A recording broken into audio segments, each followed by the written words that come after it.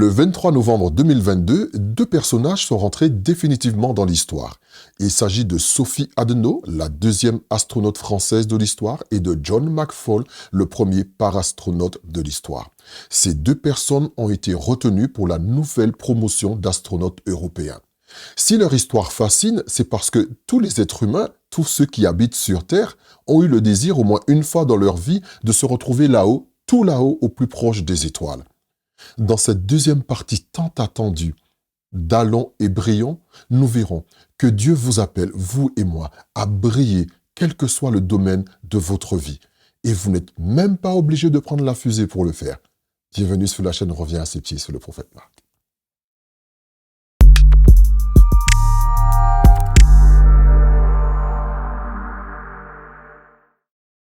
Depuis que l'Église existe, différentes techniques d'évangélisation se sont multipliées. Nous n'allons pas les passer en revue, mais vous en connaissez certainement. Distribution de tracts, porte-à-porte, concerts de gospel, évangélisation de rue, dîner, galas, toutes choses ont été faites dans nos assemblées pour pouvoir évangéliser, gagner les âmes, selon le mandat que le Seigneur nous a donné, aller dans le monde entier, annoncer la bonne nouvelle. Donc c'est en ce sens que nous avons été, tout un chacun, nous avons essayé de gagner des âmes. Mais il y a une technique qui m'a personnellement marqué.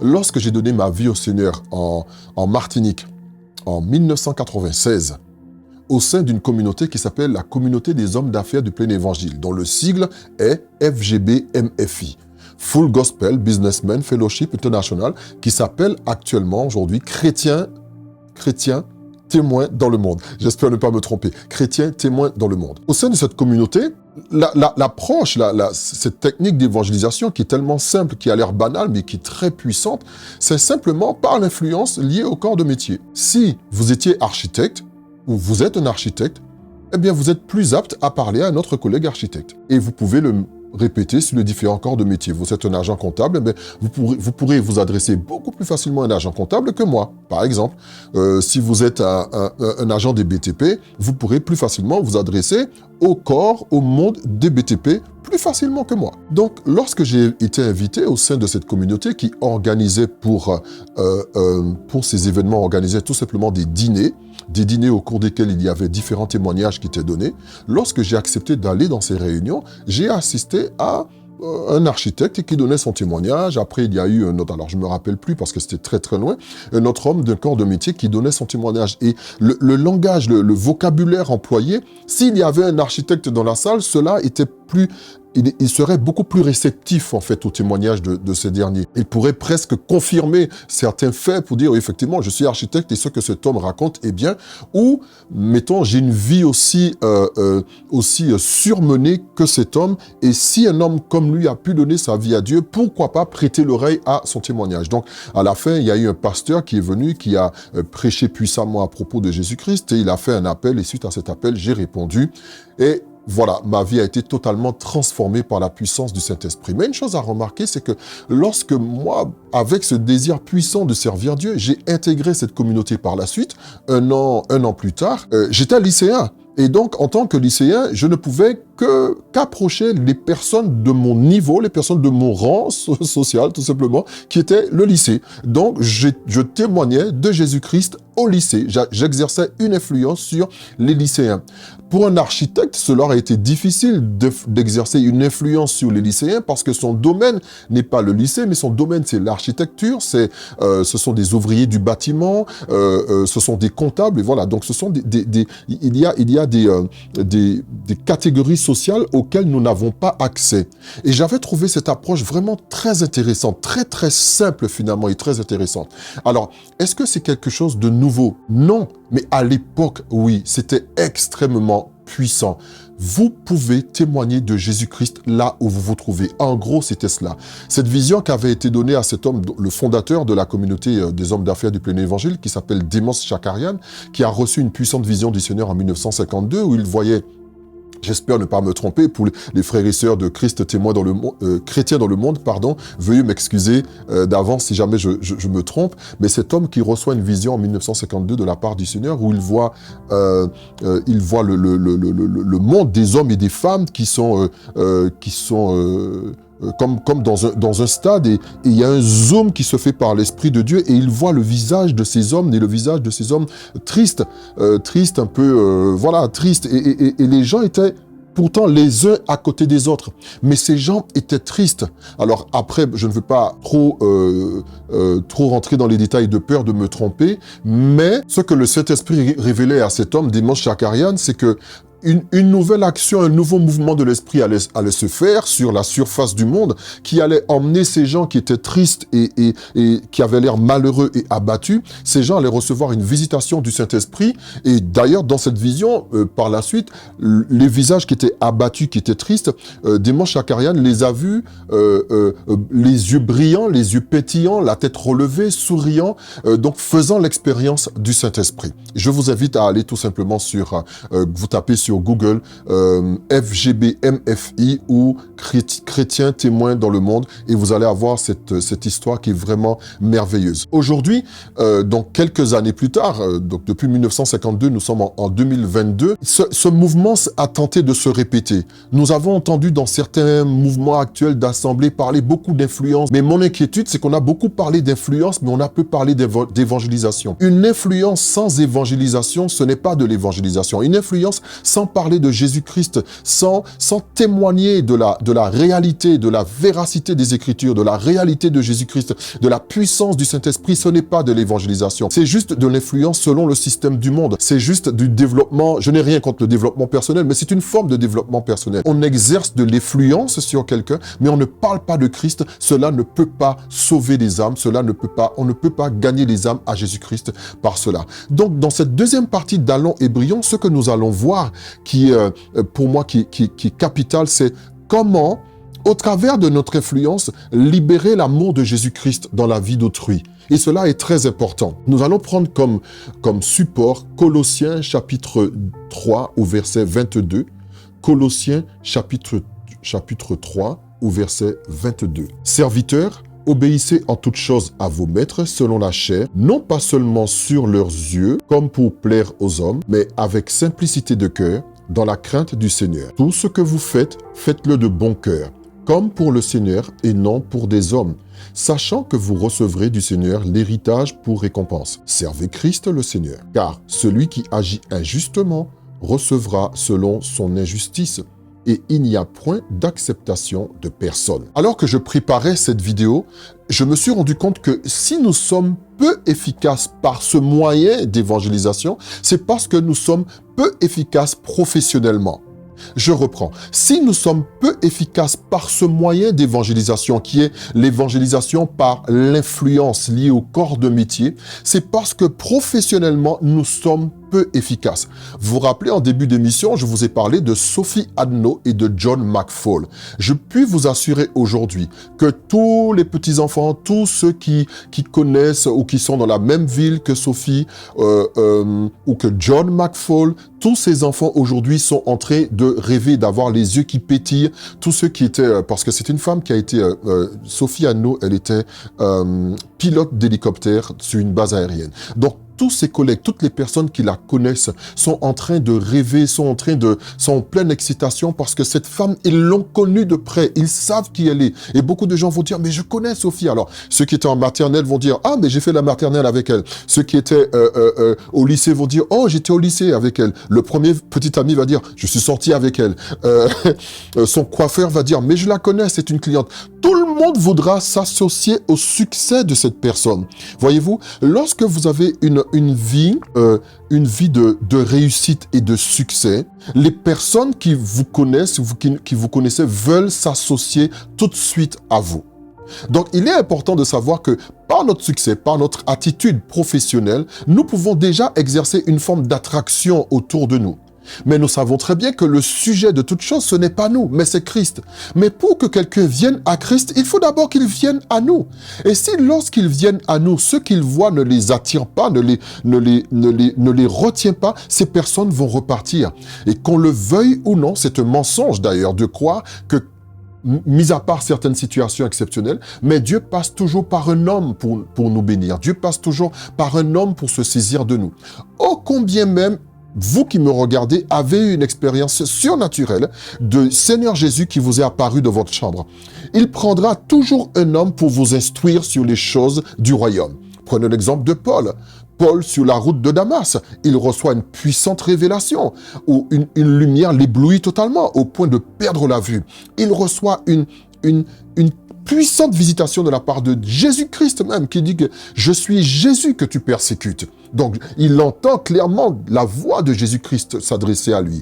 Mais, il faudra que Paul, après cette visitation, aille dans une ville où il rencontrera un homme qui va prier pour lui, lui imposer les mains, il retrouvera la vue, et ainsi de suite pourra le prendre comme un bébé, le prendre littéralement comme un bébé. Lui, le grand Paul, qui a assassiné beaucoup de chrétiens, va se retrouver dans un état de faiblesse entre les mains d'un homme qu'il ne voit même pas, qui va prier pour lui. Donc, même si nous avons une expérience puissante et surnaturelle avec Dieu, mais Dieu va toujours se servir d'un homme pour nous apprendre les choses du royaume.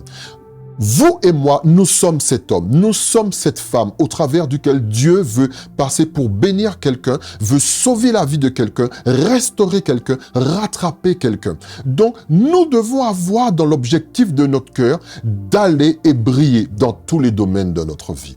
Aller et briller. Que quelqu'un dise en regardant cette vidéo, « J'irai et je brillerai. J'irai et je brillerai. » Ou « Allons et brillons. » Si tu as ton frère, ta sœur, ton mari, tes enfants, dites-leur aujourd'hui, allons et brillons. Ce que nous faisons, faisons-le pour briller dans le nom de Jésus. Pas pour nous attirer une gloire vaine, mais pour que le Christ en nous, pour que l'Esprit de Dieu en nous se manifeste pleinement et libère l'amour, la joie, la paix, ce dont le monde a besoin. Parce que la Bible nous dit clairement que le monde soupire ardemment la manifestation des fils et des filles de Dieu. Amen. Il faut savoir que les personnes sur qui nous pouvons exercer la grande influence, ce sont les gens que nous voyons tous les jours. Aujourd'hui, il y a beaucoup de personnes qui sont tristes dans leur métier, qui vont travailler, mais qui sont tristes, qui sont découragées, qui sont abattues parce que tout augmente. Il y a la guerre en Ukraine, il y a l'inflation, il y a le chômage, il y a eu le Covid, il y a eu des situations d'épidémie, il y a l'essence qui augmente, il y a, enfin, toutes les crises sociales font que les personnes sont de plus en plus face à des défis douloureux, difficiles qu'ils doivent relever au quotidien. Et nous, chrétiens, étrangement, nous sommes aussi dans le même lot.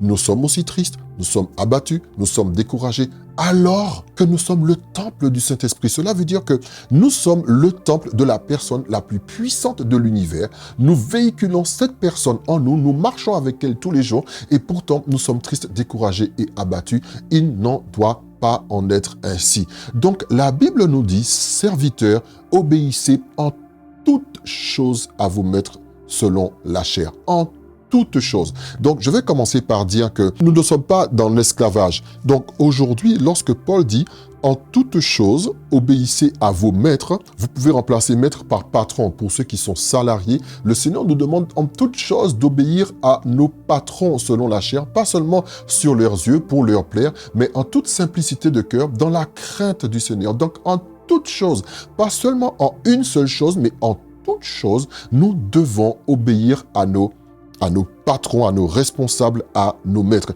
Et c'est la première chose que nous devons enlever de notre attitude chrétienne, c'est celle de la rébellion, c'est celle du murmure, c'est celle où finalement nous allons ressembler aux païens. Si, comme les païens, nous murmurons, nous blasphémons, nous insultons, nous nous révoltons, nous nous rébellions, nous ne sommes pas meilleurs qu'eux. Mais la Bible nous dit qu'en tout temps, obéissez à vos maîtres. Maintenant, s'il y a des ordres qui vont mettre votre propre vie en danger ou la vie de l'infrastructure, des gens qui sont dans l'infrastructure en danger, bien sûr que vous n'allez pas le faire. Bien sûr, mais votre patron ne va jamais vouloir, en tout cas volontairement, mettre votre vie en danger.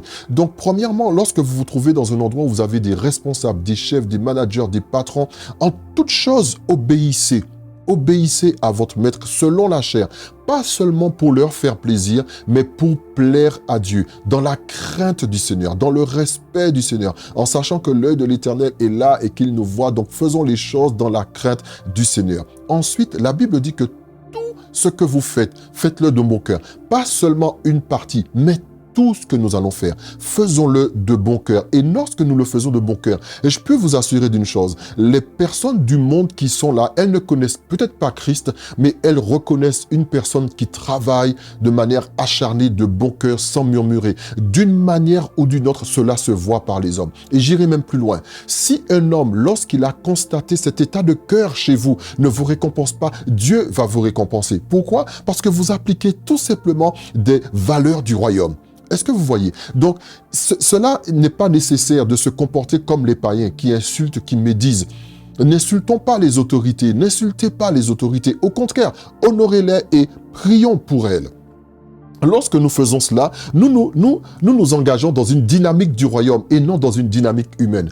Et je crois que certainement, nous sommes en train de récolter certaines choses que nous avons semées lorsque nous blasphémons, nous cassons, nous mentons, nous détruisons ce qui appartient à autrui. Cela appartient à notre patron, cela ne nous appartient pas. Allons un peu plus loin. Je vous pose une question. Imaginez ceci. Imaginons un instant que le chanteur Michael Jackson, que nous connaissons tous, dise un seul jour de sa vie, Jésus-Christ est Seigneur. Imaginez l'effet dévastateur que cela aurait eu sur le monde des ténèbres. Pourquoi? Parce que Michael Jackson, c'est tout simplement l'un des chanteurs ou le chanteur le plus influent des dernières années. D'ailleurs, je regardais un article dernièrement qui disait qu'il a eu un album, l'album Thriller de Michael Jackson est l'album le plus vendu de tous les temps. L'album le plus vendu de tous les temps, plus de 100 millions d'albums vendus. Cet homme a une influence extraordinaire. Donc, juste un homme comme Michael Jackson qui dit « Jésus-Christ est Seigneur ». Imaginez le bouleversement sur la terre. Imaginez le nombre de personnes qu'il pourrait emmener dans le royaume juste à cause de son influence. Qu'en est-il de nous? Quelle position avons-nous? Est-ce que nous travaillons de manière tellement efficace que le seul désir de notre cœur, c'est qu'au travers de notre position, que le nom du Seigneur soit glorifié? Au travers de notre métier, que le nom du Seigneur soit glorifié. Et c'est pour cela qu'il y a des métiers que nous ne devons pas laisser en reste. Nous ne devons pas laisser les plus beaux métiers pour les plus intelligents et comme nous sommes bêtes, eh bien, nous restons dans les métiers qui sont faits pour les bêtes. Il n'y a pas de métier fait pour les bêtes, il n'y a pas de métier fait pour les intelligents. Il y a des métiers qui sont faits pour les gens qui sont qualifiés et des rêveurs. Si tu es qualifié pour ce métier, fais-le. Si tu sens en toi que le Seigneur a placé en toi des aptitudes qui te permettent de faire ce travail, fais-le. Si tu es qualifié, fais-le. Si tu ne l'es pas, forme-toi. Rien n'est impossible à ce jour pour nous les hommes. Rien ne nous est impossible, surtout lorsque tu as l'Esprit de Dieu. Un chrétien peut tout faire, tu peux rêver de tout. Et même si tu as un métier aujourd'hui, tu peux te former pour en faire un autre. Rêve grand, voyez grand, pas seulement pour vous. C'est sûr que vous et moi, nous aurons un bénéfice à tirer de ces métiers que nous allons faire, qui vont nous placer dans une vie beaucoup plus confortable, où nous pourrons pourvoir non seulement à nos besoins, mais aux besoins de nos enfants. Mais ne voyons pas seulement ce métier pour un accomplissement personnel, mais voyons ce métier comme le moyen par lequel Dieu va passer pour bénir d'autres personnes. Je vous pose une question. Combien de personnes dans le monde judiciaire ont entendu réellement parler de Jésus-Christ? Combien de personnes dans le domaine de l'astronomie ont entendu parler de Jésus-Christ? Aujourd'hui, nous parlons de Sophie Hadno, nous avons entendu parler de Thomas Pesquet, de John McFall et de tant d'autres personnes qui sont dans un rang social, dans un niveau professionnel que peu d'entre nous auront l'occasion d'atteindre dans leur vie. Ce sera peut-être nos arrière petits-enfants qui peut-être un jour seront astronautes. Dans ce milieu professionnel, combien de personnes ont réellement entendu parler de Jésus-Christ? Et une chose qui est incroyable, c'est que ces personnes voient ce que notre Dieu a créé. Ces personnes sont témoins de la majesté de la création, de la majesté de la puissance de la main de l'Éternel. Ces personnes qui voient l'infiniment grand et l'infiniment petit, ces gens n'ont jamais entendu parler de Jésus-Christ. Ils supposent qu'il y a une main supérieure qui agit et qui crée toutes ces choses. Mais à cause de certains lobbying, de certaines pressions, ils ne peuvent pas dire que y a un Dieu derrière cela, parce que l'homme ne peut pas le créer. Ils ne peuvent pas le dire. Mais où sommes-nous pour dire ce que tu vois ou ce que vous voyez, monsieur, ce que vous expérimentez, l'infiniment grand que vous voyez, l'infiniment petit que vous observez chaque jour, ont été créés par Dieu. Où sommes-nous pour témoigner de la puissance de Dieu dans la création? Où sommes-nous? Nous ne sommes pas là. Donc, il y a des pans de la société tout entier qui n'ont jamais entendu parler de la puissance de Jésus-Christ, de l'existence du Saint-Esprit. Alors oui, pour la plupart d'eux, bon, il y en a qui ont peut-être entendu parler de Jésus parce qu'effectivement, on retrouve beaucoup de catholiques, beaucoup de gens comme ça. Regardez l'histoire de ces gens-là, vous allez voir qu'il y a beaucoup de gens qui ont un héritage catholique, donc ils savent un petit peu Jésus. Mais quel Jésus? Le petit Jésus? Non, on ne témoigne pas du petit Jésus. On parle du grand Jésus, de celui qui est mort sur la croix. Il n'est pas seulement mort, mais il est ressuscité. Oh mon Dieu, oh mon Dieu, oh mon Dieu. Jésus-Christ, le Fils de Dieu, le chemin, la vérité et la vie. Nul ne peut aller au Père sans passer par lui. Celui qui est vivant éternellement. Ce Jésus-Christ-là. Pas un petit Jésus dans une petite crèche que l'on fait, que l'on sort une fois par an. Mais où sommes-nous? Où sommes-nous dans le monde judiciaire pour témoigner de la puissance de Jésus-Christ? Combien de personnes, combien de chrétiens aspirent réellement à être dans ce domaine? Parce qu'ils ont reçu de Dieu l'intelligence et la sagesse, mais parce qu'aussi ils veulent affecter ce pan de la société. Ils veulent affecter ce secteur de la société. Le monde judiciaire, les juges. Nous avons dans la Bible un livre qui s'appelle « Les juges ». Tu peux être juge. Mais j'irai encore plus loin. Tu peux être une femme chrétienne juge. Tu peux être une femme noire chrétienne juge. Tu peux être une femme chinoise chrétienne juge. Juge, chapitre 4 et au verset 4. Dans ce temps-là, Déborah, prophétesse, femme de la Pitode, était juge en Israël. Que l'on dise pour toi, en ce temps-là, en 2023, en 2027, en 2030, Jessica était juge en France. Noémie était juge en France. Que l'on dit ton prénom, dit ton nom en ce temps-là, que l'on mentionne ton prénom, était juge en France, était juge en Afrique, était juge au Canada. Que l'on dise ton nom. Oui, tu peux être juge. Oui, cela ne veut pas dire... On a relégué certains corps de métier à la franc-maçonnerie. À dire les juges, de toute façon... Bon, j'allais le dire en créole, mais... Il y a qui franc-maçon qui l'a. De toute façon, depuis où aller là, il y a qui franc-maçon qui l'a. Non, ça pas vrai. Bon, je veux traduire en français aussi. Je vais mettre les sous-titres. On dit que non, ce corps de métier, oh, il n'y a que des francs-maçons. Il n'y a que des francs-maçons. Non, ce n'est pas vrai. Nous avons abandonné certains pans de la société pour les francs-maçons et pour toute autre forme de secte. Avocat, 1 Jean chapitre 2 au verset 1. Mes petits enfants, je vous écris ces choses afin que vous ne péchiez point.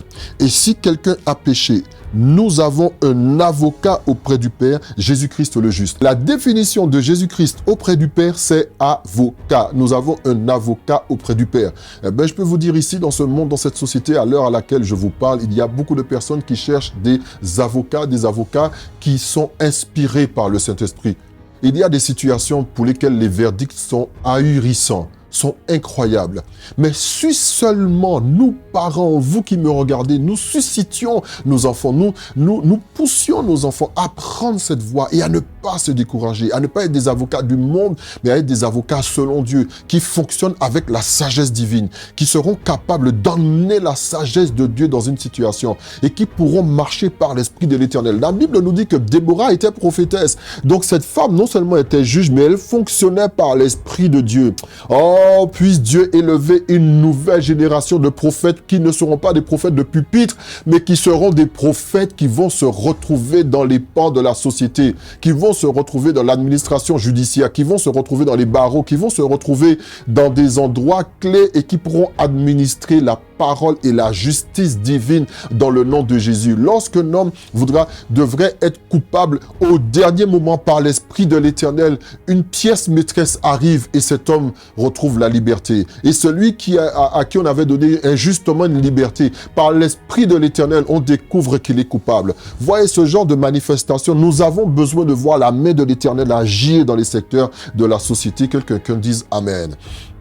Des chefs d'entreprise, tu peux être un chef d'entreprise. Les métiers de l'artisanat, il faut le dire aussi parce que à force, je me rappelle il y a certaines années, j'étais avec un groupe de chrétiens là et les gars, c'est tout ce qui était en haut. D'ailleurs que tout le monde voulait faire ce qui était en haut, personne ne voulait faire certaines tâches parce qu'on disait que c'était pour ceux qui n'avaient pas de diplôme.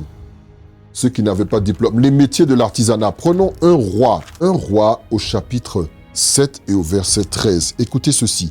Le roi Salomon fit venir de Hiram, fils d'une veuve de la tribu de Nephtali et d'un père tyrien qui travaillait sur les reins. Hiram était rempli de sagesse, d'intelligence et de savoir pour faire toutes sortes d'ouvrages des reins. Il arriva auprès du roi Salomon et il exécuta tous ses ouvrages. Voilà un homme qui était rempli de sagesse et d'intelligence et qui avait été embauché pour ça, pour la sagesse, l'intelligence et le savoir-faire. Est-ce que vous voyez la sagesse, l'intelligence et le savoir-faire? Ainsi, son nom est écrit à tout jamais dans la Bible. Juste pourquoi? Parce que cet homme avait le savoir, l'intelligence, la sagesse, l'intelligence et le savoir-faire, pardon. La sagesse, l'intelligence et le savoir-faire. Il était dans les métiers de l'artisanat. D'ailleurs, les métiers de l'artisanat, tout ce qui concerne la mode, la couture, l'ingénierie, la cuisine, toutes ces choses où vous travaillez par inspiration, je vous encourage tellement. Il y a des gens, je crois qu'il y a une sœur en Christ qui m'a écrit par les réseaux sociaux et elle me montrait comment elle réalisait de la pâtisserie. Il n'y a pas de... il n'y a pas de métier bête. Au moment où tu vas comprendre que tu es un canal, tu as l'Esprit de Dieu en toi et tu es un canal pour toute forme de créativité. À ce moment-là, tu vas mettre ton tablier, tu vas t'enfermer dans ta cuisine et tu vas laisser simplement l'Esprit de Dieu t'inspirer à créer, à inventer, à innover, à transformer. Et lorsque tu vas présenter ça, tu vendras les choses que l'homme n'a point vues, dont on n'a jamais entendu parler. Tu feras la différence. Et ainsi, dans ton corps de métier, tu seras réputé pour ta sagesse, ton intelligence et ton savoir-faire. Et à ce moment, tu peux influencer les personnes autour de toi. Tu peux influencer d'autres personnes qui aspirent à faire ce métier. Tu deviens un canal au travers duquel les valeurs du royaume sont transmises. On voudra savoir comment tu fais pour réussir. Ce sera l'occasion pour toi de dire que ce que tu as ne vient pas de toi, mais vient de l'Esprit de l'Éternel. Oui, parce que le Saint-Esprit, il est vivant. Il n'est pas mort. Il n'est pas enfermé quelque part dans les cieux. Il vit. Il vit où? En moi. Oh my... Aïe, aïe, aïe. Oh Jésus-Christ. Oh Jésus-Christ. Prenons encore Exode 31:1. Exode 31:1, rapidement. Exode 31:1. Et je prie alors que j'enseigne. Si quelqu'un est là avec moi encore, en train de regarder ces enseignements, je prie que la chose bouillonne en toi. Même si tu as un travail, tu vas chercher une activité manuelle à faire. Pourquoi? Parce que la chose est en toi. Tant que l'Esprit de Dieu est en moi, la créativité de Dieu est en moi. Aïe, aïe, aïe. Reçois cela dans le nom de Jésus. Exode 31 et au verset 6. Écoutez ce que la Bible dit. On va commencer au verset 1. L'Éternel parla à Moïse et dit, sache que j'ai choisi Beth-Salil, fils d'Uri, fils de Hur, de la tribu de Juda. Je l'ai rempli de l'Esprit de Dieu, de sagesse, d'intelligence et de savoir, pour toutes sortes d'ouvrages. Je l'ai rendu capable de faire des inventions, de travailler l'or, l'argent, les reins, de graver les pierres à enchâsser, de travailler le bois et d'exécuter toutes sortes d'ouvrages. Et voici, je lui ai donné pour aide Oholiab, fils d'Ahisamak, de la tribu de Dan. J'ai mis de l'intelligence dans l'esprit de tous ceux qui sont habiles pour qu'ils fassent tout ce que j'ai ordonné. Est-ce que vous voyez ça? Dieu va dire à Moïse pour commencer à travailler pour l'arche d'alliance, j'ai choisi Beth-Salil. Je l'ai rempli de l'esprit de Dieu. C'est-à-dire que cet esprit que nous avons aujourd'hui, cet esprit qui est là, cet esprit qui est le consolateur, où Jésus a dit, je ne vous laisserai pas seul. Je vous enverrai le consolateur. Cet esprit lui-même là, il dit, je l'ai rempli de l'esprit de Dieu, de sagesse, d'intelligence, de savoir pour toutes sortes d'ouvrages. Je l'ai rendu capable de faire des inventions. Donc, toi qui cuisines, toi qui ne sais faire que ça, dis, je ne sais que cuisiner. Sois encouragé aujourd'hui. Puisse l'esprit de l'Éternel en toi commencer à t'agiter comme jamais. Là où il y en a qui reçoivent des rêves et des visions sur les temps de la fin. Là où il y en a qui voient les anges et les démons. Puisses-tu voir de nouveaux plats? Puisses-tu avoir la révélation de nouveaux goûts? Recevoir les nouvelles combinaisons, les nouvelles recettes, les nouveaux mets, les mets délicats. Je vais t'encourager encore. Toi qui dis, je ne sais que cuisiner, je suis bête comme mes pieds. Hayabaka parabaché. Vous savez, les gens qui sont cuisinants, on les a relégués. Oh, ils sont cuisiniers cachés derrière. Puis-je vous dire ceci? Les cuisiniers nourrissent les rois. Les cuisiniers nourrissent les présidents. Les cuisiniers nourrissent les princes. Allez au Qatar, il y a des cuisiniers. Allez à la Maison-Blanche, il y a des cuisiniers. Allez chez le préfet, il y a des cuisiniers. Allez chez les hommes et les femmes les plus riches de ce monde, il y a des cuisiniers. Pourquoi? Ce sont ces gens qui ont l'art de dresser, l'art d'inventer, l'art de créer. Mais nous allons le faire par l'Esprit de l'Éternel. Puisse le Seigneur vous visiter et vous révéler l'art, les mystères qui se cachent dans les arbres, dans les feuilles, dans les fruits, dans les légumes. Puissiez avoir cette combinaison parfaite qui pourra même porter guérison dans le nom de Jésus. Toi qui me regardes et tu n'as que la pâtisserie comme passion, reçois cela dans le nom de Jésus. Recevez créativité, les nouveaux bijoux. La Bible nous donne des trésors. Le gars était capable d'inventer, de travailler l'or, l'argent, les reins, de graver les pierres à enchâsser et de travailler le bois. Reçois cela dans le nom de Jésus parce que tu veux aller et briller. Tu veux être un témoignage pour ta génération. Le Seigneur, non seulement cela, va prendre soin de ta famille. Tu ne manqueras jamais de rien. Parce que quand le Seigneur donne cela, te bénit. Mais la gloire doit lui revenir. N'oublie jamais cela. Tu auras de l'argent au travers de cette activité. Mais la gloire doit revenir à Dieu. Dans le domaine des nouvelles technologies, il faut aller et briller. Dans le domaine de la médecine et de la recherche, il faut aller et briller. Luc, le bien-aimé, c'était un médecin. Dans le domaine... Oh, voilà deux domaines qui me touchent avec lesquels je vais terminer.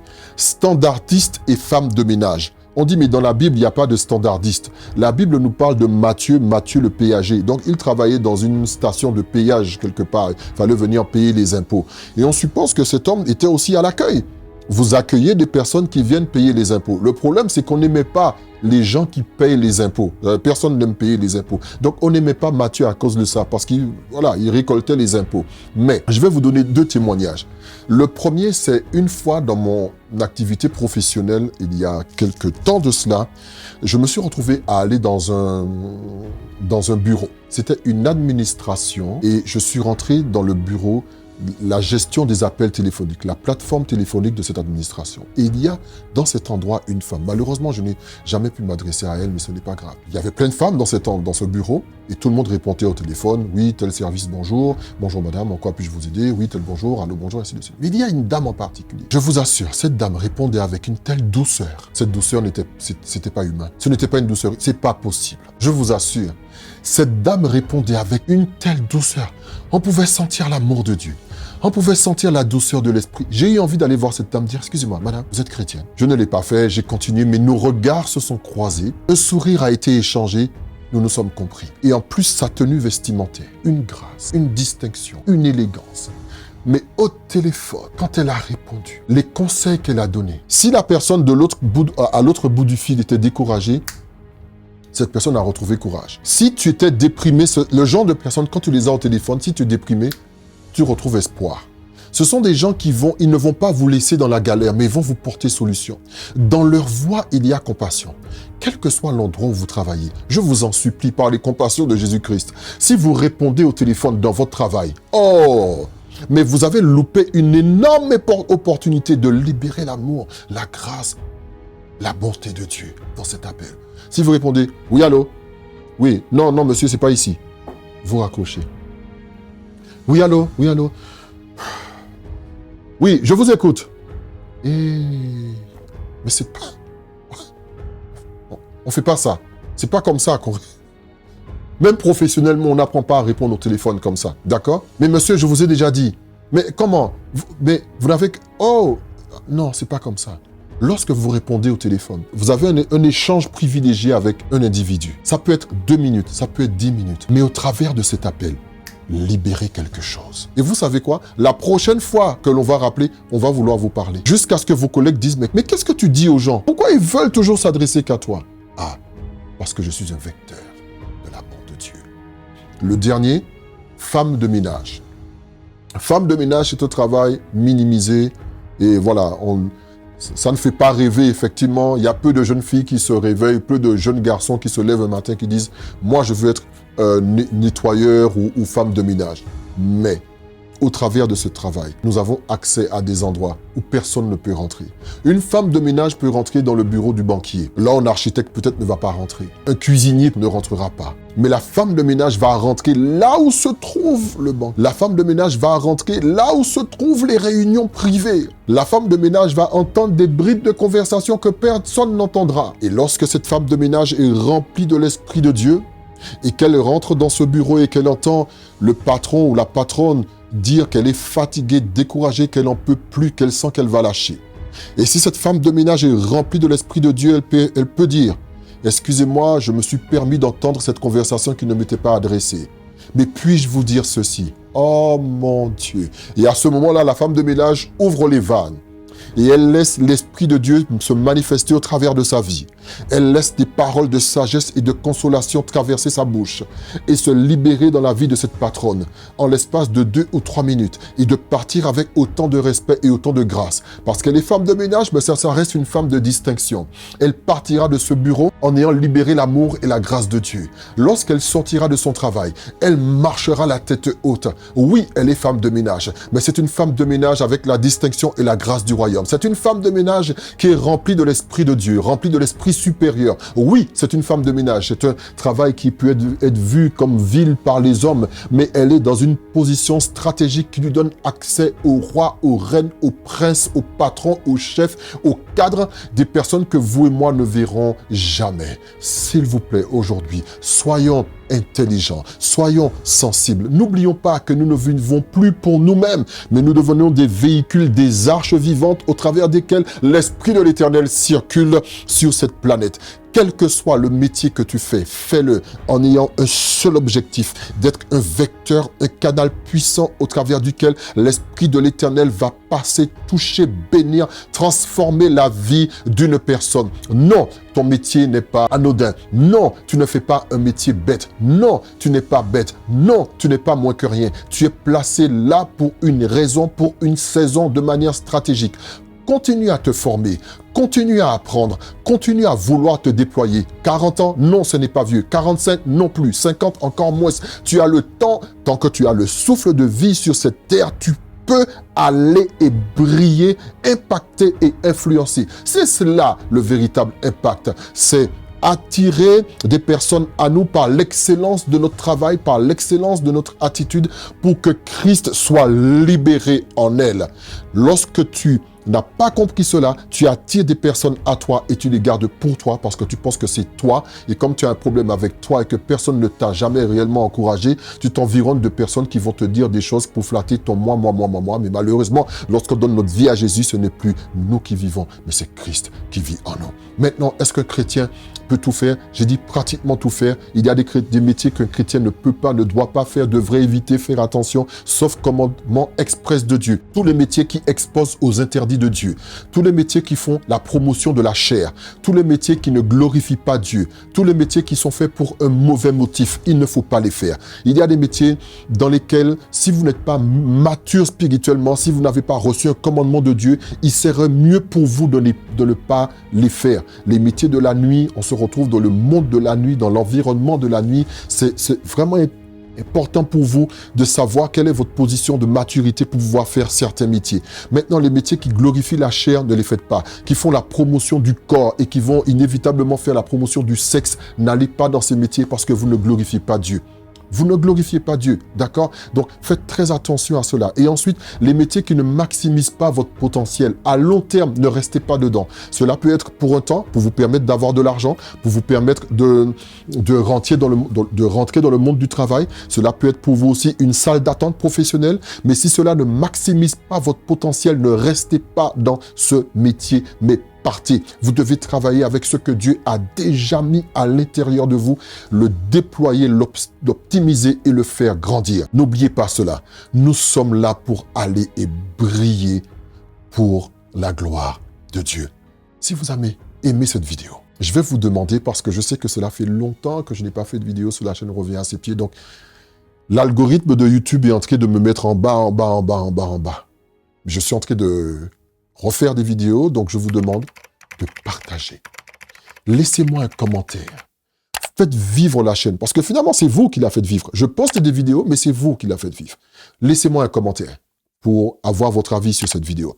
Partagez-la en masse. Activez la cloche de notification et rendez-vous à la prochaine vidéo. Que Dieu vous bénisse. Bye bye.